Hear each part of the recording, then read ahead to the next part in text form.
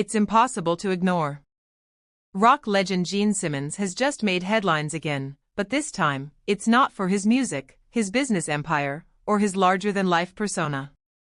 What happened to him on a quiet California highway left fans shocked, the media buzzing, and everyone asking the same question: is this the beginning of the end for the demon of Kiss?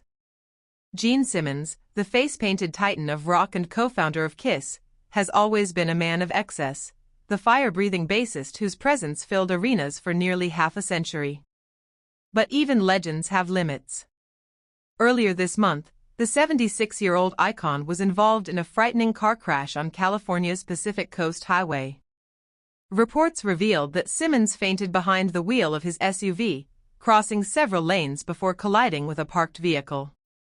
Emergency services rushed to the scene, and while Simmons was taken to the hospital, fans around the world braced for the worst. Fortunately, he was released shortly after, declaring that he was completely fine, but even in his trademark humor, his admission that he was a horrible driver couldn't hide the deeper concern rippling through the rock community.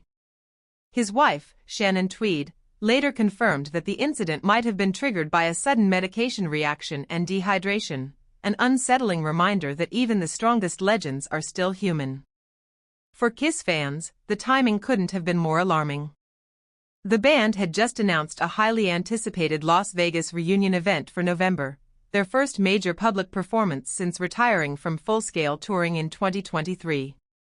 This special three-night event, Kiss Army Storms Vegas, was supposed to be a celebration of legacy, but after Simmons' accident, it's become a question of endurance. Can he still take the stage with the same fire he's shown for decades? Or is this crash a sign that it's time for Gene to finally step back? But the car crash isn't the only thing keeping Simmons in the spotlight. Just weeks before the accident, he had abruptly postponed 17 dates from his solo tour, pushing them into early 2026. His management insisted it wasn't health-related, but in light of recent events, fans can't help but wonder. Was this decision a quiet precaution, or was it a warning no one recognized at the time?